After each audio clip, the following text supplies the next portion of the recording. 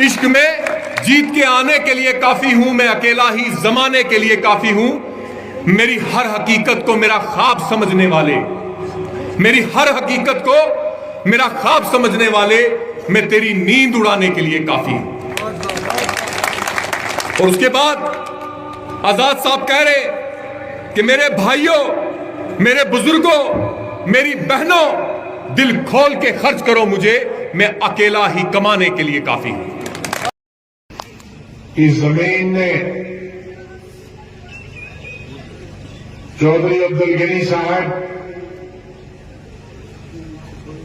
जैसे सुपुत्र, चौधरी जफरुल्लाह आजाद साहब जैसे पढ़े लिखे नौजवान, जनाब रफीक खान साहब का वजीर जैसे, चौधरी लाल मोहम्मद साबिर जैसे और साबका एडीजीपी मसूद चौधरी साहब जैसे इस जमीन ने पैदा किए। हमें उन सबको एक फख्र है और अल्लाह ताला से दुआ करते हैं कि अल्लाह ताला उन्हें जन्नत नसीब करे और इस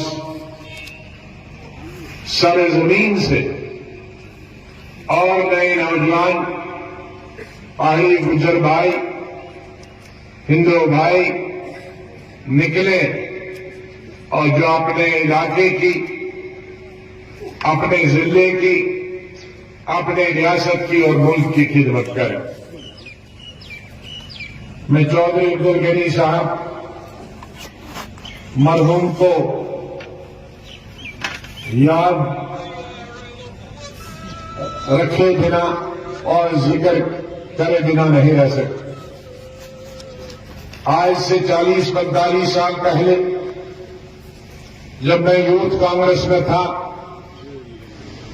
तो मैं जब कभी भी इंदिरा गांधी वजीर आजम राजौरी पुंछ आती थी, राजौरी के इलाका अलावा वो पुंछ और मेडल हमेशा आती थी।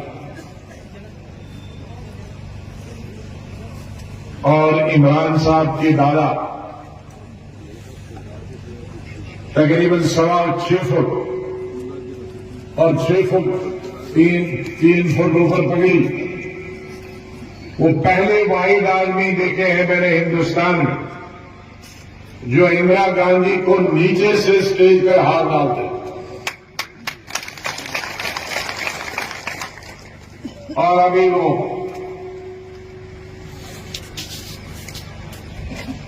गनी साहब अभी दूर दूर से आए होते तो इंदिरा गांधी स्टेज से ही बोलती थी,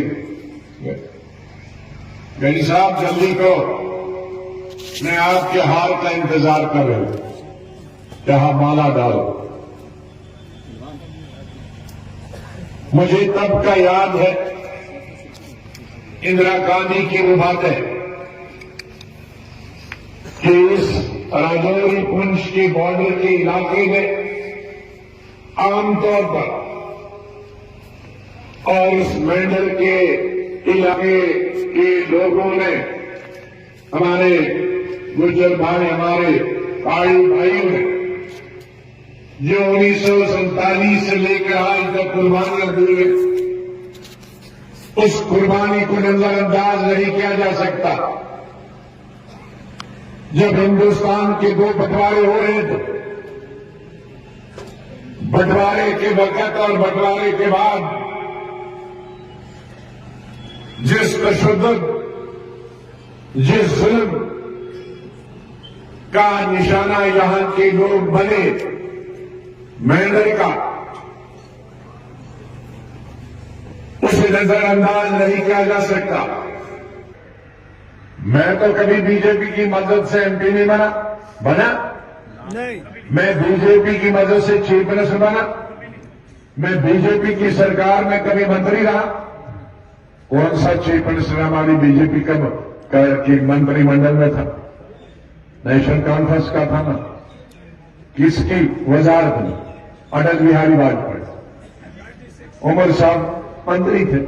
उन्होंने अपनी शुरुआत ही बीजेपी के मंत्री से शुरू की। मैं तो इंदिरा गांधी की कैबिनेट में मंत्री बना, वो अटल बिहारी वाजपेयी की कैबिनेट। अब वो बी है कि ए प्लस। मैं तो चीफ मिनिस्टर बना इंडिपेंडेंस की। मुफ्ती साहब किसकी वजह से? बसो ना। अरे किसकी मदद से? बीजेपी। महबूबा जी किसकी मदद से? बीजेपी। अब वो है बी के, मैं हूं बी। और वो है ना, ऐसा है। दिल्ली में मैं जब नौजवान था तो मुझको एक बुजुर्ग ने कहानी सुनाई कि दो किस्म के जेब कुतरे होते हैं। जेब कुतरे ना जेब काटते हैं, शहरों में देहातों में नहीं काटते। तो एक जो जेब कुतरा जो होता है, वो जो अकल वाला नहीं होता, वो भाग जाता। तो जो चालाक जेब कुतरा होता, वो खुद चुप बैठता है। वो बोलता है, ओ भाग गया, वो भाग गया, वो भाग गया। तो लोग उसके पीछे बढ़ जाते हैं और ये भाग जाता है जेब, पैसे जेब में रख के, चालाक। तो ऐसे ही हमारे लीडर है, खुद को उनको कोई नहीं कहे कि तुम बीजेपी वाले हो, तो दूसरों कहे ये है, ताकि उनकी तरफ ध्यान। लेकिन गुलाम नबी आजाद जिंदा है, अभी तुम्हारी हिस्ट्री। अभी मुझे कई लोगों ने पूछा कि बीजेपी 400 सीटें आई। मैंने कहा मैं कोई नजूमी नहीं हूं। सब लोग इकट्ठे हो जाएंगे तो बिल्कुल नहीं आएंगे। लेकिन वो एक्स चीफ मिनिस्टर जो बीजेपी की सरकार में था, उन्होंने कहा हां 400 मुमकिन है। अब मैं बीजेपी को बढ़ाता हूं कि वो बीजेपी को बढ़ाता है। इसलिए क्योंकि ये चीजें हमने कभी बताई नहीं है, तो उसका मतलब है कि लोगों को पता नहीं है। इसलिए मेरे भाइयों, कौन बीजेपी में रहा है, कौन बीजेपी है, ये जो बीजेपी की मदद से और बीजेपी में रहे हैं, वो हम पर इल्जाम लगाते हैं। अब पार्लियामेंट में किसी ने रोया हमारे लिए प्राइम मिनिस्टर, तो किसी काबिल हम थे, हमारे लिए प्राइम मिनिस्टर भी रोया। तुम्हारे लिए कौन रोता है? वो मैं फख्र की बात समझता हूं कि एक पार्लियामेंट में मेरी 40 साल लोगों के लिए, कश्मीर के लिए, हिंदुस्तान की आवाम के लिए मैंने जो तकरीरें की, उसने प्राइम मिनिस्टर को भी रुला दिया। आपके लिए तो यहां कोई रोता नहीं। आजाद तो इसलिए वो बीजेपी वाला हो, 24 पार्टियों ने तकरीरें की और 24 पार्टियों ने के लीडरों ने प्राइम मिनिस्टर से भी ज्यादा अच्छी तकरीर की, और 10-12 पार्टियों ने कहा कि हम इस्तीफा देंगे, लीडरों ने हमारी स्टेज से चुन के आ जाओ। तो लोगों की कुछ सेवा तो हमने की होगी, देश की खिदमत की होगी, इसीलिए तो कहा। तो इसलिए चीफ मिनिस्टर ने जी रोया। अगर रोने पे अच्छा है ना, उनको भी लगा कि ऐसा आदमी पार्लियामेंट से गया। हाँ? अल्लाह आपको, आपके अहल को, आपके बुजुर्गों को, बच्चों को, अहलिया को सेहत अता फरमाए। शुक्रिया डॉक्टर साहब, बहुत खूबसूरत सोटी का आपको भी 20-25 साल के बाद जरूरत पड़ी। शुक्रिया आप सबका, मीडिया का भी बहुत बहुत शुक्रिया।